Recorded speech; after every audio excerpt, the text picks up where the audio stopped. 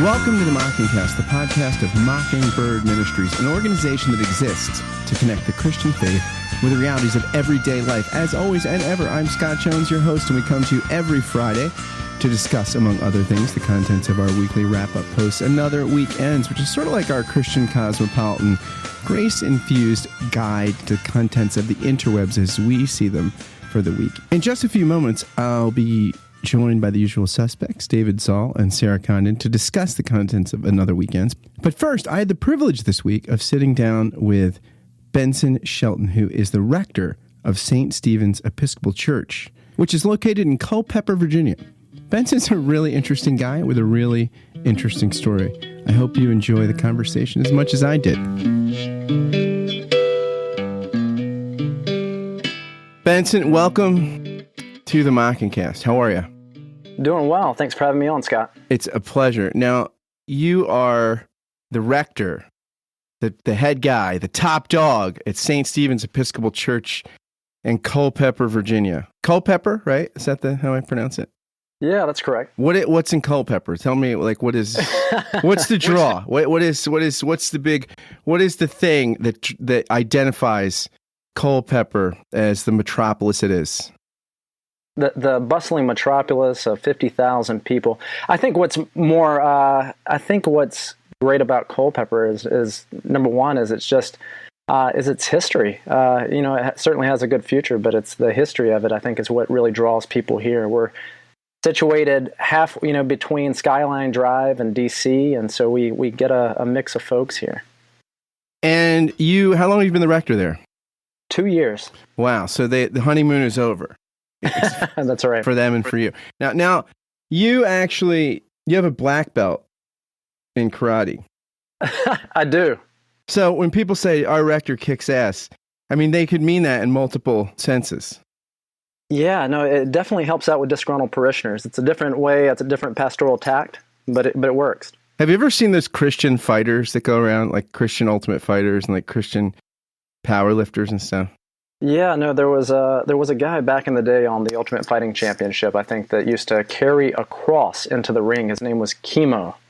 And so that was always a bit strange for me. And you love UFC. You're a UFC guy. I do. Yeah, no, I love the sport. You're into things you're into contact sports, gladiatorial kinds of things. Man, now I'm just getting old, so. You also, at one point, considered going into a monastery. Yeah, no, I had certainly thought about it. Please tell me this is before you met your wife. It is. Okay, no, okay. So that's the story. I was actually my last year of seminary. I'm someone who's been very much called or attracted to both the study of theology, but also a more contemplative life. And so, but then, I met my lovely wife, Adrienne, or we reconnected. We actually met in a religious experience class in college, and we reconnected. Where was the college? Where was this? Radford University. Where is that? It's in Virginia. It's in southwestern Virginia. It used to be the Women's College of Virginia Tech. Oh, wow. And now they let men in. I know, but see, I knew the odds were ever in my favor. So, well, there you go. Tell me a little bit about, how did you go from, the womb, being born, and you're from Martinsville, Virginia, right? That's correct. Okay, yeah. So how do you get from Martinsville, in the crib to rector, Episcopal rector? Like what? Give me like a quick tour. By the way, you said you're drawn to the contemplative life. Nothing screams contemplative like UFC. That's right. It's very contemplative. Yeah. So first off, my father was a Navy man, and so I was born at the Air Force Base in Langley, Virginia, and then we immediately took off to Australia. We were in Exmouth, Australia for 2 years, none of which I remember, unfortunately. And then we went from there to Chicago. My dad was company commander there in Chicago for a while, pushing boots there. And then my folks got divorced. We ended up back in my mom and dad's hometown, me and my mom, of Martinsville, Virginia. And so I grew up there. And then from there, I went through school, and we didn't really go to church until my mom actually met my stepfather, and they got married. And so then we started going to church. What kind of church was that? That was a Church of Christ, and aren't they all churches of Christ? Isn't it all? Aren't they all Christ churches? You don't understand. This is the one true church. No, how did you get booted out of it? Is that why you're not still there? Why? If it's the one true church, why'd you go? Yeah, right. If you know anything about the churches of Christ, they make the Southern Baptists look liberal. So we went church hopping like many families do, and so this was probably about when I was in middle school, and so we started looking around at different churches. This church was incredibly warm and appealing to us. However, they didn't have piano, they didn't have any type of musical instruments. Later, of course, we'd find that was one of their doctrines, that the New Testament church isn't supposed to have any type of musical instruments whatsoever. Also, of course, women are not allowed to speak in the church. And then the church, some bad things happened. They started to split. We saw people acting incredibly ungraceful. And then from there, we ended up splitting with it. We left the church altogether, and my folks didn't return to church until I actually was in seminary, and they started going to an Episcopal church. So that was a good fit for you, the Episcopal, or they decided that, hey, if it's good enough for Benson, it's good enough for us. That's right. Like if he's going to be like, we've got to support the franchise. Exactly. Now, where did you go to seminary? I went to Virginia Theological Seminary in Alexandria, Virginia. That would be VTS. I know it. And theologian there is Catherine Sonderger, fine theologian. Mm-hmm. And what was like? How would you, if you were gonna describe like the moves in your faith journey? I mean, you're a Mockingbird fan.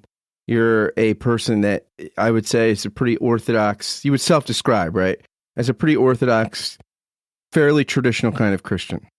Very much so, yeah. Now, has that always been who you are? Not at all. So I mean, going back to the Church of Christ, I mean, we watched some horrible things. The Church of Christ was using verses out of 2 Corinthians to bring parishioners up in the front of the church and essentially shaming them. This is what kind of led to my parents and I leaving that church, and my parents leaving the church altogether for many years.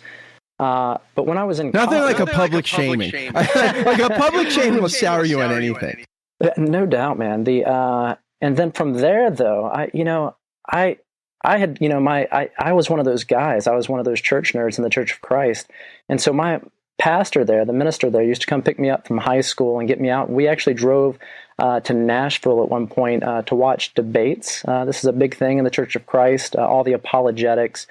Proving that our church at that time was right and everyone else is wrong. And so I found myself, essentially doing the exact same thing that I found that I did not like in the Church of Christ to other people, which is shaming folks, by saying, hey, you're not of the one true faith in this way. So I left that church with my parents. It kind of set me on a journey. I kind of threw myself into reading about early Christianity, even flew to... Can you walk me back to the debates real fast? Like, what are they debating? Like, what would they debate? Like, would actual people from other denominations come to the debates? Yeah, no, they would. I've watched Church of Christ ministers debate Roman Catholics. I've seen them debate Pentecostals, all kinds, man. It was a fascinating... I mean, it's a fascinating, subculture. No, dude, when in that context, right, you're with Team Church of Christ, right? You're pulling out in the bus. You guys get out. On the ride home, did you ever hear like, man, the Catholics really whipped us there? Man, that Mariology, or geez, the Methodists and the whole bishop thing. Maybe there's some, or is it pretty much like we took them down? Exactly. We took them down, man. It was, and that was one of the interesting things, about the Church of Christ is we knew what we believed and we knew how to argue for it, and most people don't. And so, did you ever convert people? Did you ever have like a Methodist pastor like, shoot, can I ride home with you guys? No, not at all. But I was in high school. I was certainly trying to reel people in, and I don't know if that was I don't know if I really got a lot of people from doing that. Well, you're in high school and you don't have instruments. There's no smoke machine. You're already fighting an uphill battle. I mean, well, that's an interesting discussion in and of itself. We didn't really do the whole Sunday school, youth group type thing. We were right there with the adults, and so we were, I was learning, had a Greek New Testament and working on that, with my pastor while I was in the Church of Christ, and so we were focused on the apologetics aspect. Were you snoozing through the first year and a half of seminary? Like, dude, I took Greek. Come on. Yeah, that's right. Accelerated program. No, but it was a good experience, man. I'm thankful for my experience in the Church of Christ. That's where I got baptized. That's where I really came to faith. They say that they push baptism like nobody's business. Of course, you go all the way under the water. At that point in time, though, I had a cast on my arm, and so I'm not sure if that part of my body is saved, but everything else went in. Resurrected body, you're coming back with one arm. Mm-hmm. So from there, after we left that church, I mean, it crushed us, because it's not just a loss of a church. Some people leave a church and it's, okay, I'll just pick another one. For me, it was really a loss of truth, and so it was almost like an existential crisis. I started studying early Christianity. I even started studying early Christian Gnosticism. It led me to fly out to Los Angeles and meet with the Gnostic Bishop of the United States. Wow! There's a Gnostic Bishop of the United States? Exactly. And he hasn't been tried on heresy or anything. No, he was a former Roman Catholic priest, I think, and he left the priesthood and became, the leader of the Ecclesia Gnostica within the United States. What are his digs like? Does he have a big rectory? What is the bishoprics, the residential? Is he living large or what? No, get this. It's, no, not at all. But he is in West Hollywood. And so. Well, of course. Yeah, of course. And so great guy, though. I mean, he's like an old Hungarian emigre. He's just like a gentleman. And he was a great guy. And so I went out there and met with him and talked to him about some of his work, and that was fascinating. What was his pitch for Gnosticism? Like, give me how did he, all right, let me tell you what the strengths of our movement are here. I mean, look, history's not been kind to us, but let me give you a kindler, gentler, what was his sales pitch like? I mean, what was that? He considered himself a Valentinian Gnostic, and so one of the things that, of course, they talk about is how narrow the race was, so to speak, or the votes for Valentinus when he was almost became the Pope of Rome or the Bishop of Rome, and so the worship service. It's like Hillary Clinton, just missed on the electoral college. One that he had the popular support, but he was close. The Gnostics were in the majority. Exactly. No. But yeah, that they look at the question, why does bad stuff happen to good people? They focus in on that, man. It's that's really their thing. And so when people come to them, they don't try to say, well, evil really isn't a something, it's a nothing, like Augustine does. They say, no, this entire creation was created by a false creator God, and that's why it's imperfect, and that's why everything's kind of messed up. And so it was an interesting time. And so again, I was searching. Left there, he told me the worship services are so similar. I mean, the liturgy and whatnot in that church to the Roman Catholic Church, the Episcopal Church, any liturgical church. And so I started going to an Episcopal church. Do they ever just get people in? Like, they're just like, oh, we're looking for a church. It's lovely. We're not. It's just like Catholicism. It's kind of like, I wonder how many people they just rope in who are kind of like, well, the coffee hour's great. I mean, it is West Hollywood. Yeah, I mean, that's so fascinating. How many Gnostics are there in North America? I have no clue, man. And that was so many years ago, it feels like now. But yeah, and you went to write to this. I mean, you were going to go be his disciple. I mean, you were kind of like, hey, I've read his work, teach me. I certainly wasn't thinking about being a priest at that point. That was something that caught me while I was at Radford University, and largely in part because of the Canterbury ministry, the Episcopal campus ministry there. It was an amazing time, had a wonderful lay campus minister there, and I started discerning a call when I was there and kind of left my Gnostic interest behind, but I certainly threw myself into the study of early Christianity. And you were a Spong fan for a while, right?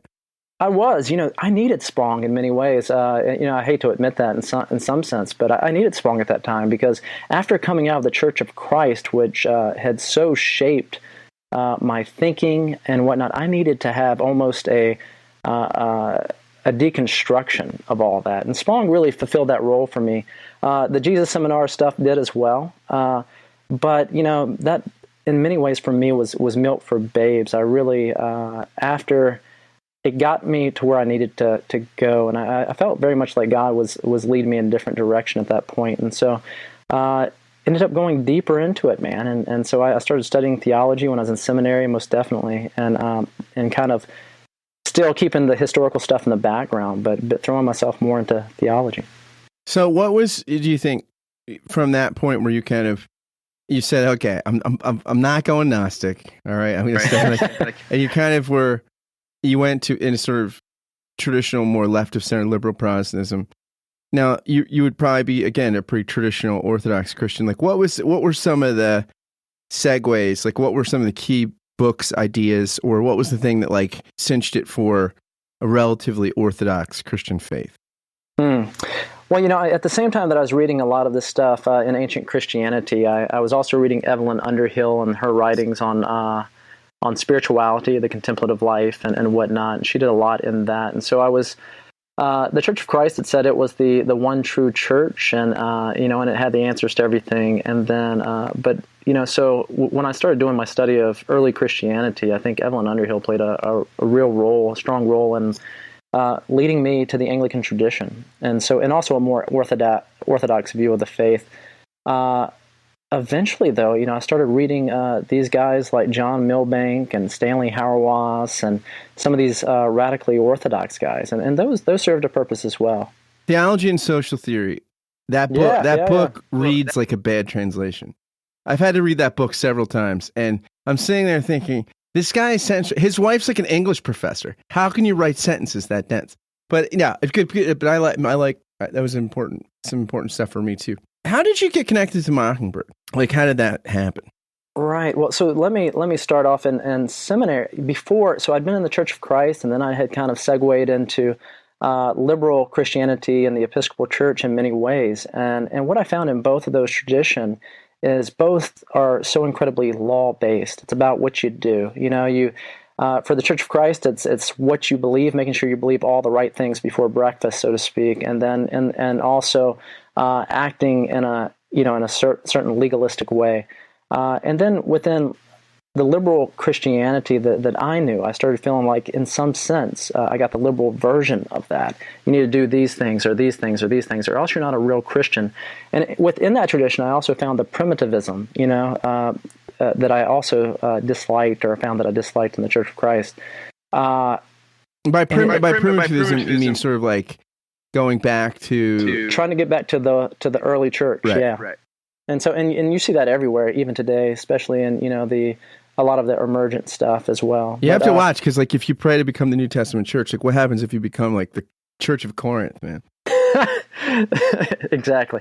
But yeah, it wasn't really until seminary, when I was listening to Kate Sonderegger, that I think I heard the gospel in some sense, or at least existentially. I'd heard the gospel read, over and over, throughout my years, but the first time I actually experienced the gospel in some sense was when I heard Kate Sonderegger lecturing on Martin Luther and his articulation of justification by faith. And it was like one of those John Wesley experience with the warming of the heart. I was like, oh my goodness, that's what it's all about.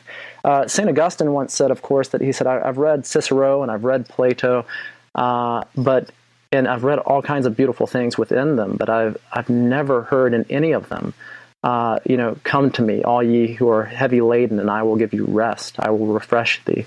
And so that's what I felt when I first heard that articulated. And you didn't get that from the Gnostics. They never gave it. No, not at all. I never reached gnosis, I guess. So that had a pretty profound impact on you, that sort of opening up of the Reformation tradition and the law gospel stuff. So Mockingbird did you have friends that were like into Mockingbird, or? Not in seminary. It wouldn't be until maybe my first year of ordained ministry after I got out of seminary that I actually came into contact with Mockingbird, and it was actually I had been influenced by Kate Sondriger and Karl Barth and all of those cats there when I was at VTS. So I was reading a Bardian-oriented blog online, and I came across a review of Grace in Practice by Paul Zahl, and that's where I really came into contact with the Mockingbird message, and it was one of those aha moments. So I had that experience in seminary with Kate where I, felt something was just true and beautiful and right about that gospel articulation. But it wasn't until I read PZ's Grace in Practice, I think, that it all just fell into place. I'm like, that's exactly right. That's what it's all about. How has that awareness, like reading PZ, Grace in Practice, how has that shaped how you do day-to-day stuff as a parish priest, as a pastor?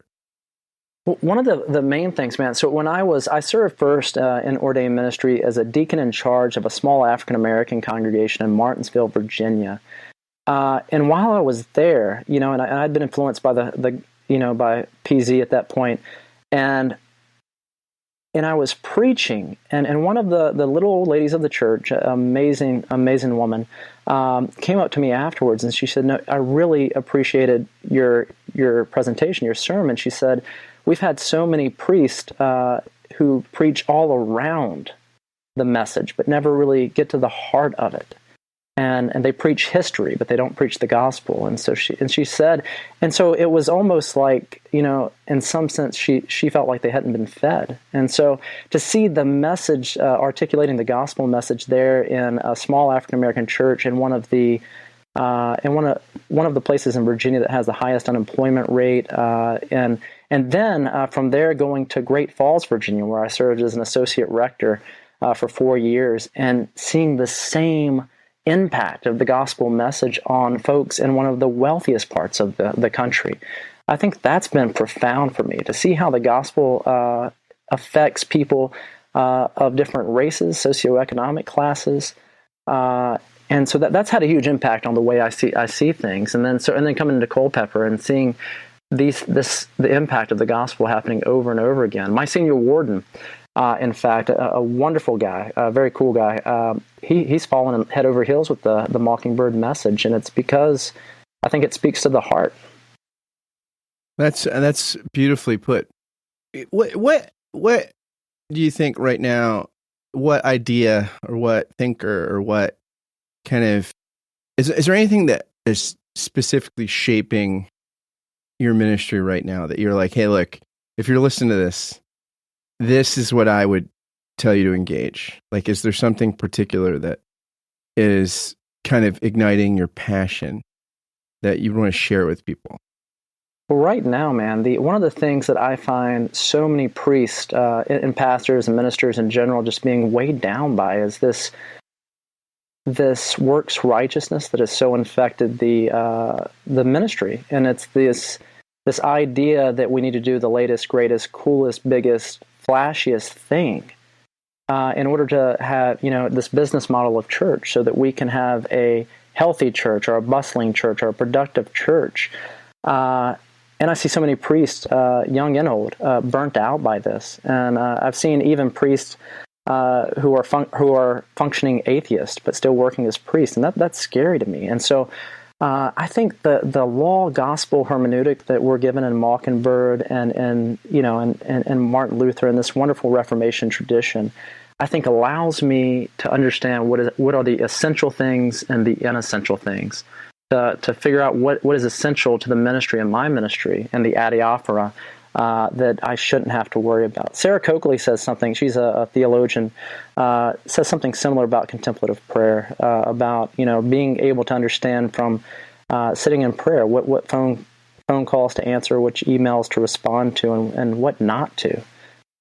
So the gospel message for me, man, is that it's Jesus Christ and Him crucified, who died for us while we were still sinners. I think that is really the true power of my ministry, not the things that I do and don't do. And so that's been amazing. Again, it's been absolutely profound, I think, on my thinking through the ministry. Benson, thank you for spending some time with us. and for your ministry. Well, thank you, and thank you for having me on. It's a pleasure, man. We'll have you back. Everybody was kung fu fighting. Those kids were fast as lightning. In fact, it was a little bit frightening, but they fought with expert timing. Good morning, friends. David Zoll, the animating force of the zeitgeist, who has provided everyone with their perfect Christmas list this week, coming from Charlottesville, Virginia. Hi, David. Hello, Scott. Hey, Sarah. Hey. Sarah Condon, the inimitable one, who's now published author and chewing a pen right now, which I shouldn't do on the mic, should I? I mean, this is no, I couldn't hear it. I couldn't hear it. This is the first post-churchy appearance, at least, of Sarah on the cast. How does it feel, Sarah? Good, really good, exciting. So, yeah. Responses has been so, lackluster. It feels like. Just kidding. Wow, people certainly have been snatching up this book in droves. It's really cool to see. Exciting. It's great. Sarah, how many times was I referenced in the book? Twice. Once in the text and once in the acknowledgement. Ooh. So I actually made the text of the book, not just the thank yous. Exactly. Yeah. Mm-hmm. Yeah. I like that. So, David, my production associate has been tied up in knots and unavailable to do anything of consequence. Why is that? Something has happened this week in Charlottesville. A Herculean effort. Yes, mea culpa, Scott. We've been sending out our year-end appeal and update, which is sort of hand-addressed, and really, we spent a lot of time on it. And 3,000 of these letters went out this week, and Dave Peterson, if we hadn't had him around, or Margaret Pope, let me give her a shout out. I don't know what we would have done, but they're out. This is the annual December time when we try to hopefully raise our budget for the next year, and we have a lot of, as people know, we have a lot going on, and we could really use their help. And all sorts of incentives in that letter. And if you want to be sure you get one, just send us an email, or you can sign up on our mailing list on the site. And we'd love to let you know how you can support the work that's going on. And why should they support it, David? Why Mockingbird? Why give to this endeavor? Because it's Christmas. I mean, I'm a dog lover. Sarah McLaughlin is doing the Eyes of the Angel thing. And why is Mockingbird something that people should seriously consider parting with their treasure, their heart is, to keep going? Well, I mean, if for the reason that we've published Sarah's book, if nothing else, I mean, I kid, but I think, it doesn't take that much cash to do what we're doing, and we're doing a ton.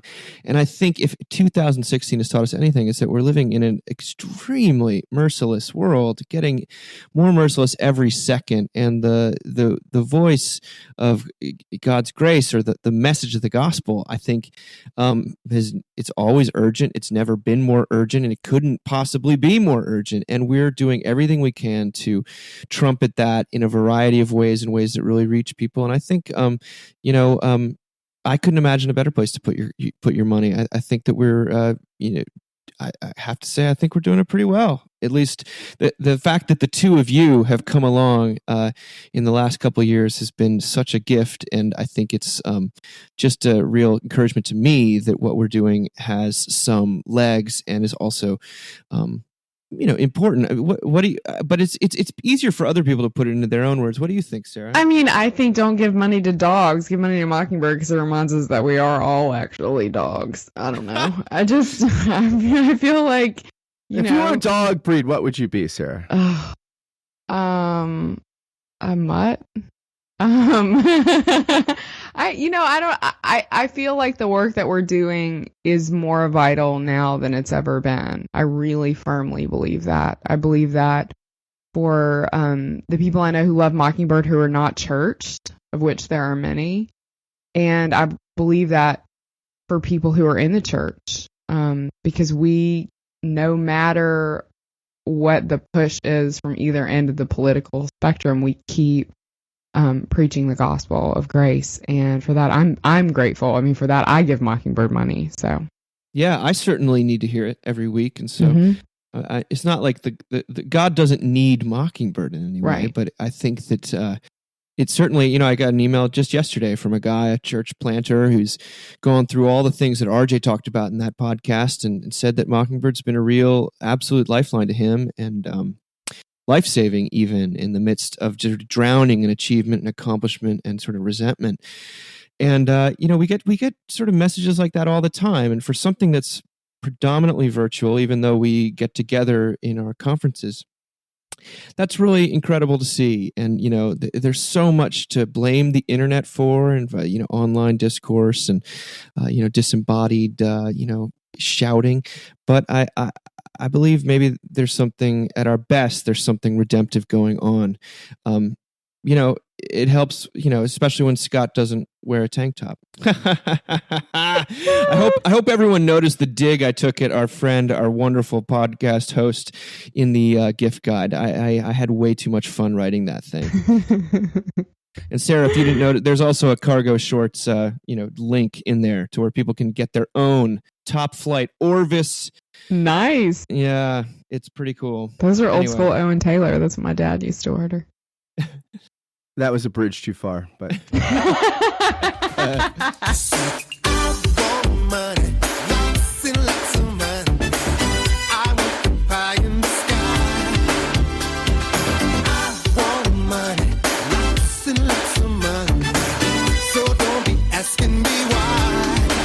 all right, let's talk empathy. Yes. So this week, all over the place, Paul Bloom, a psychologist at Yale, has written a new book called Against Empathy. And, Wall Street Journal, New York Times, Boston Review, these articles are popping up everywhere. And, at first you kind of roll your eyes because you do this, culture criticism for a while and you just notice how people, they look for whatever is going to get them clicks and traffic. And they say, okay, I'll write something against this, a contrarian take. It's sort of the only reason slate.com exists.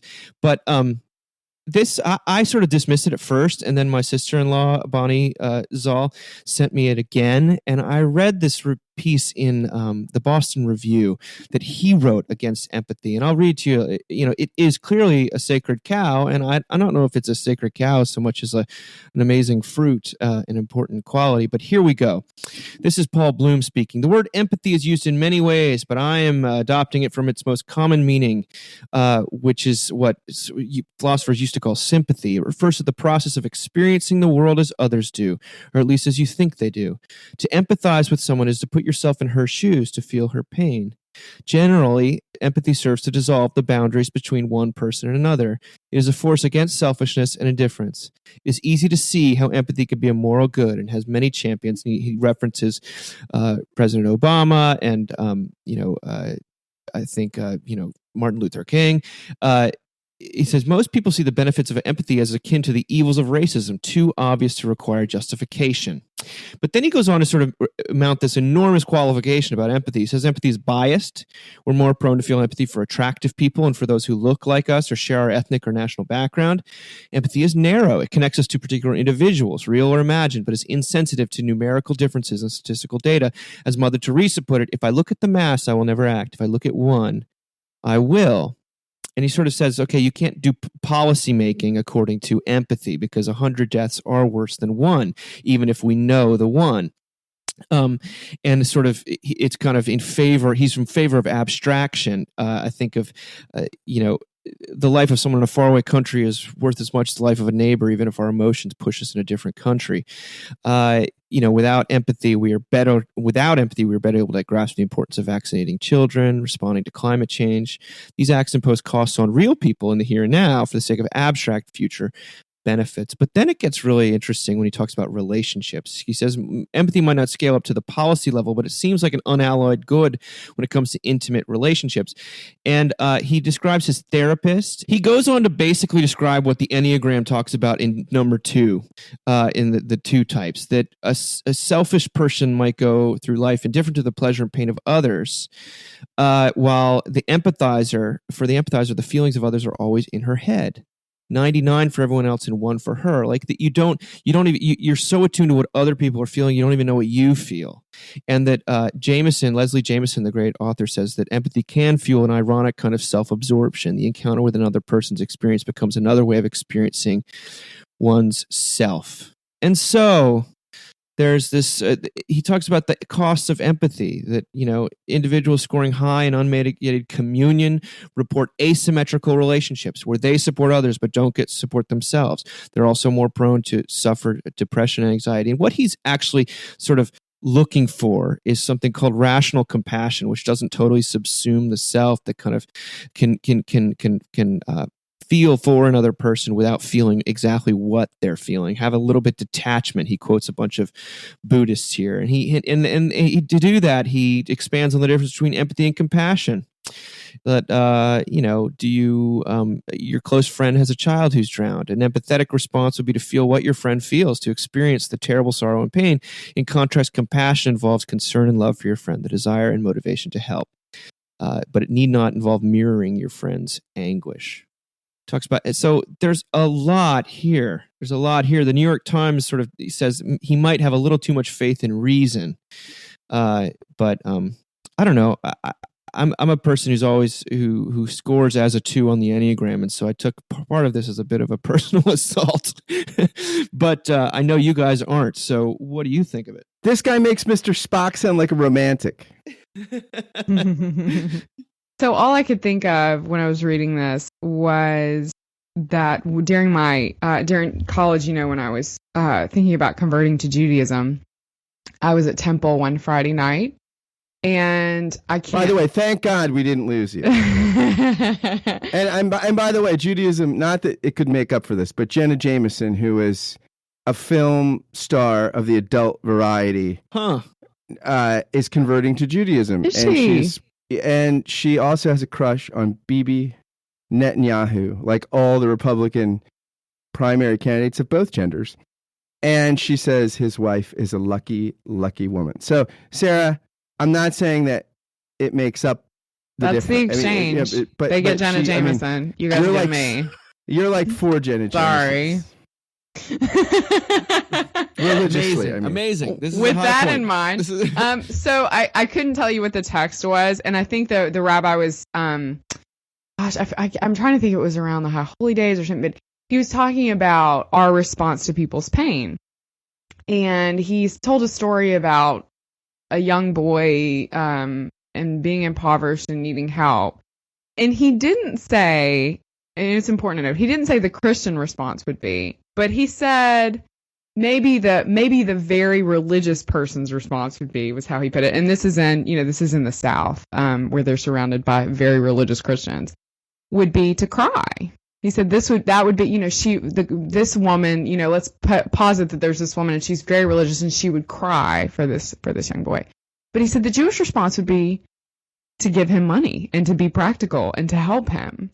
And that has stayed with me through the years. And I remember being mildly offended by it when I heard it.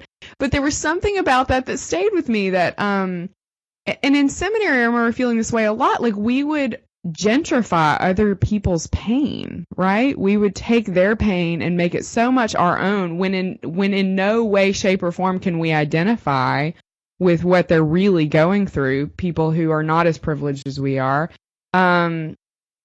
Yeah, I mean, I wonder when I read this too, like, can I actually feel what it feels like if my friend's child drowned? Am I even really capable of that? I mean, I'm not capable of that. I don't know what that feels like. And so while I understand being sad and I understand an empathetic response, and certainly in theological education, this is a big word right now.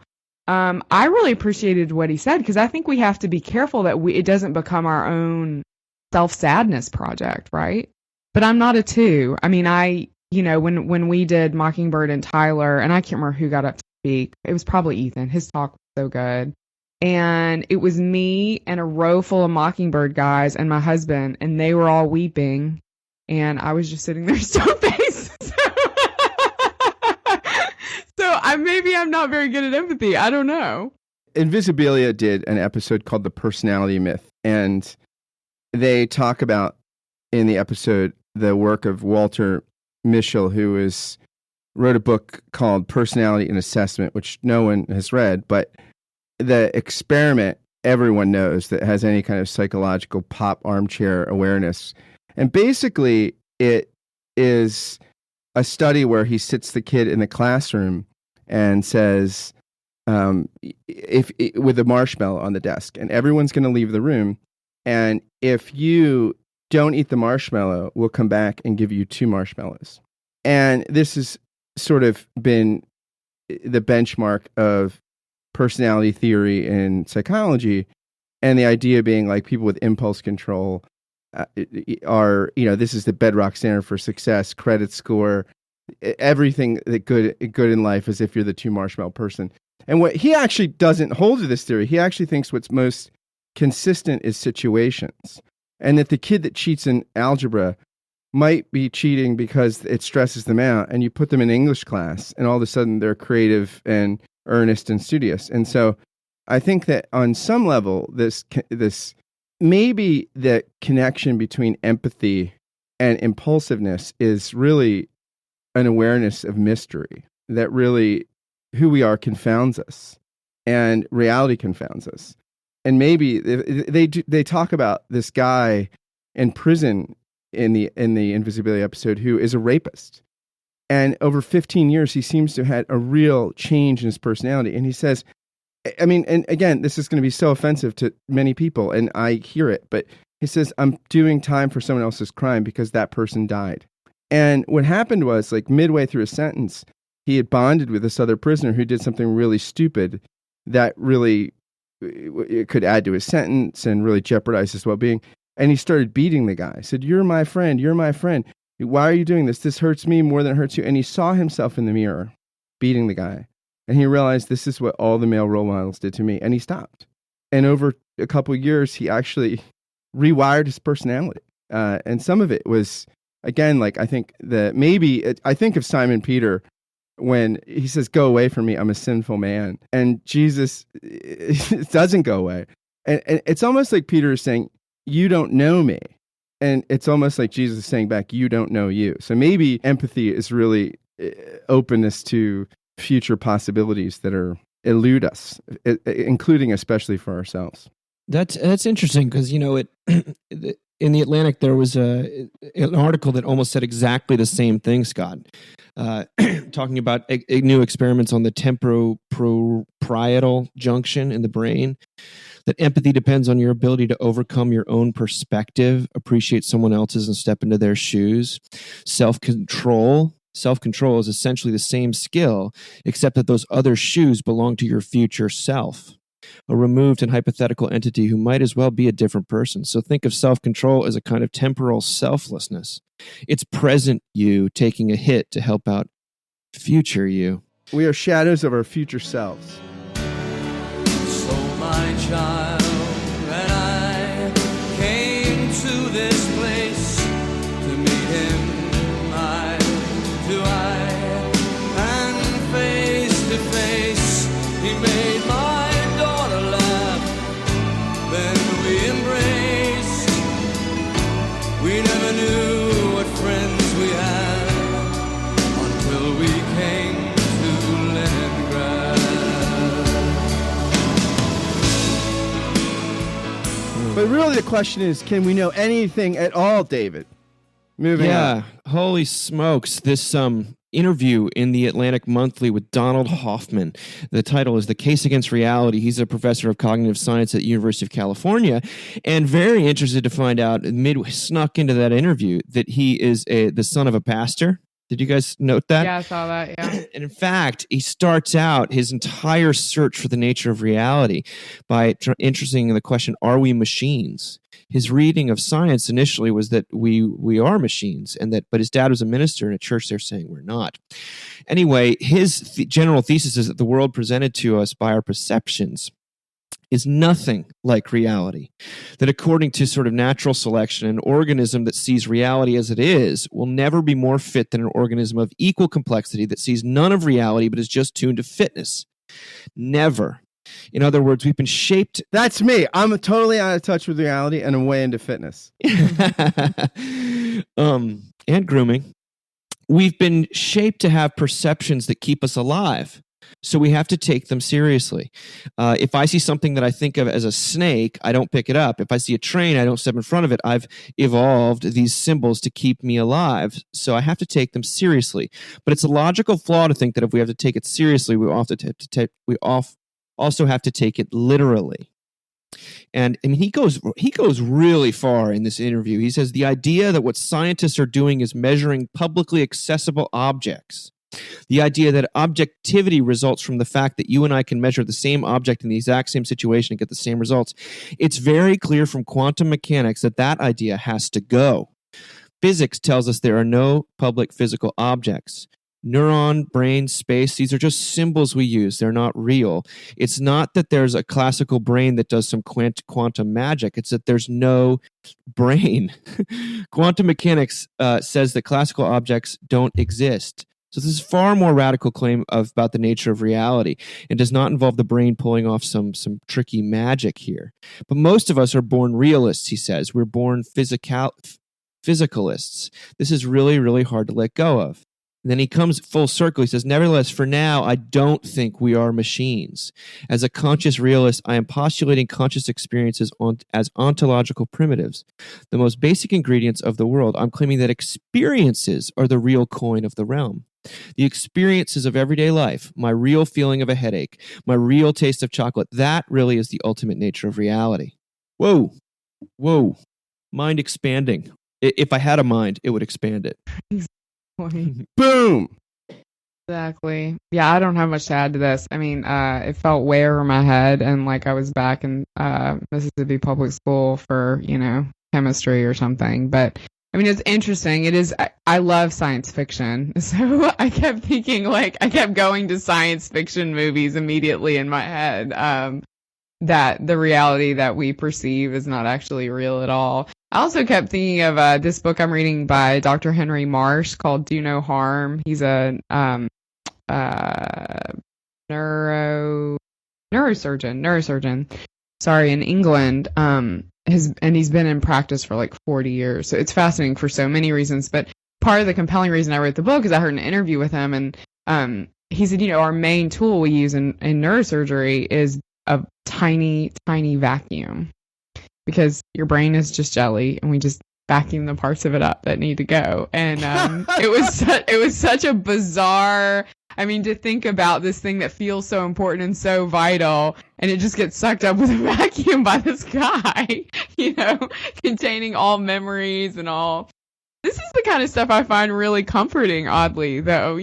Because everything feels so important and costly and anxiety-provoking right now. And the fact that maybe we're just living in our own perceived reality is very comforting to me. You mean the Matrix, clearly. Yeah. This is all the Matrix. Exactly. I love the Matrix. Follow the white rabbit, guys. Follow the white rabbit. That's our advice. Yeah, it's funny that Keanu Reeves, was he Bill or Ted in Bill and Ted's Excellent Adventure? He was Bill. Bill. He's Bill in all the excellent, and Morpheus. He just, he's pretty much the same, except the Devil's Advocate, where he plays a very bad Southern. He does a very bad Southern accent. It's very not compelling, but I'm not detracting. I think he is good as Bill over the years, but I mean he is Bill. John Wick. Yeah, something that Robert Jensen said in the interview that we did with him a couple weeks ago that has stuck with me. When I asked him about he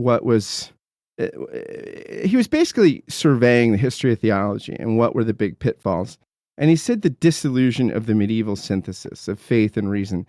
I think, I don't know that I share that judgment, in that before the fall, we still would have needed grace and faith. Even the prelapsarian human being was placed in a world beyond their comprehension, finite and fragile. And I think that we walk by faith and not by sight, not just in matters of religion, but in matters of reality. So there you go. 'Cause I gotta have faith. I gotta have faith. Because I got to go for faith. I got to have faith. Baby. And let's talk Charlie Brown. Yeah, I think this is. I did not notice this either. I think something called God Updates wrote an article. God about Updates. It sounds like a website I would never ever look at, but I loved it. I know, this was incredible. This was unbelievable. So it talks about the moment in Charlie Brown's Christmas special that you've never noticed. And I hadn't noticed it. And I looked back at the stuff we'd written, that Matt Schneider had written about the Charlie Brown Christmas special, and we didn't mention it. And this is the moment. It has to do with Linus, who's, associated with his security blanket. Throughout the story of Peanuts, Lucy, Snoopy, and Sally and all the others work to separate Linus from his security blanket.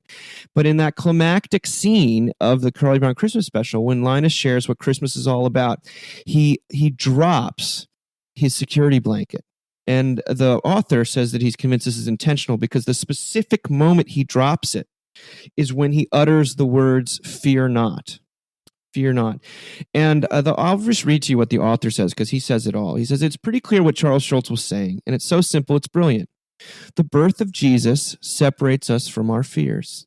The birth of Jesus frees us from the habits we are unable or unwilling to break ourselves. The birth of Jesus allows us to simply drop the false security we have been grasping so tightly and learn to trust and cling to Him instead. The world of 2016 can be a scary place, and most of us find ourselves grasping to something temporal for security, whatever that thing may be. Essentially, 2016 is a world in which it is very difficult for us to fear not. But in the midst of fear and insecurity, the simple cartoon image from 1965 continues to live on as an inspiration for us to seek true peace and true security in the one place it has always been and can always still be found. I mean, amen to that. Yeah. I'm so I've loved this for years.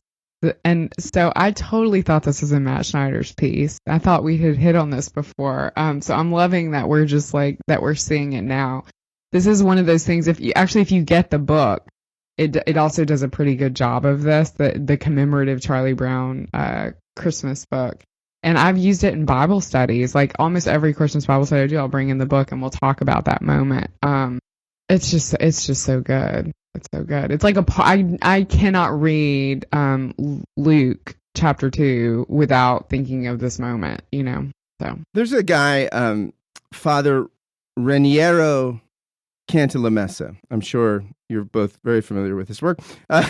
So he was actually appointed preacher to the papal household by John Paul, and I think he stayed in that role up through Benedict's papacy. And basically, this guy, I think he was a Franciscan, and he was a Capuchin, which is, the Franciscans were getting too wild and crazy, so the Capuchin was the reform order. Shut it on the down. Franciscan. Exactly. It's like when Ozzy Osbourne got kicked out of Black Sabbath. Like, I'm thinking, how whacked do you have to be when Black Sabbath's like, dude, the drugs, the craziness, it's a little too much for us. So the Capuchins, but he would preach to the papal household and I guess the inner circle of the cardinals in Advent and Lent. This is the job I want. But I remember years ago, he preached a sermon in 2008, which stuck with me. And I'll just, the Charlie Brown, Linus is, the whole recitation of the Christmas story from Luke and the dropping of the blanket reminded me of the conclusion of the sermon. So in the end of this sermon on Paul's understanding of justification, he says, this is the most necessary conversion for those who have already followed Christ and have lived at his service in the church. an altogether special conversion which does not consist in abandoning what is evil, but in a certain sense in abandoning what is good, namely in detaching oneself from everything that one has done, repeating to oneself according to Christ's suggestions, "We are unworthy servants. We have only done what was our duty." This emptying of one's hands and pockets of every pretension in a spirit of poverty and humility is the best way to prepare for Christmas. We are reminded of it by a delightful Christmas legend that I would like to mention again. It narrates that among the shepherds that ran on Christmas night to adore the Christ child, there was one who was so poor that he had nothing to offer and was very ashamed. Reaching the grotto, all competed to offer their gifts. Mary did not know what to do to receive them all, having to hold Christ in her arms. Then, seeing the shepherd with his hands free, she entrusted Jesus to him. To have empty hands was his fortune, and, on another plane, will also be ours. All is grace, and empty hands are not the worst thing in the world. And like Linus, we can drop our blanket, and he does pick it back up again, which is so interesting. So maybe life is a perpetual dropping and picking up again. Yeah. Thank you, my friends, and have a great weekend. Thanks, guys. Bye. Thanks for listening to the Mockingcast. As always, you can find any of the content we reference on our website, mbird.com. If you like what you heard, please go over to iTunes and give us a rating. Maybe even write a review, hopefully a positive one. Maybe even pass it along via social media to a friend. We exist because of the generosity, support, and enthusiasm of you, our listeners and readers, and for that, we are forever grateful. The podcast is produced by yours truly, ably assisted by my associate, David Peterson. Thanks again for listening. Have a great weekend.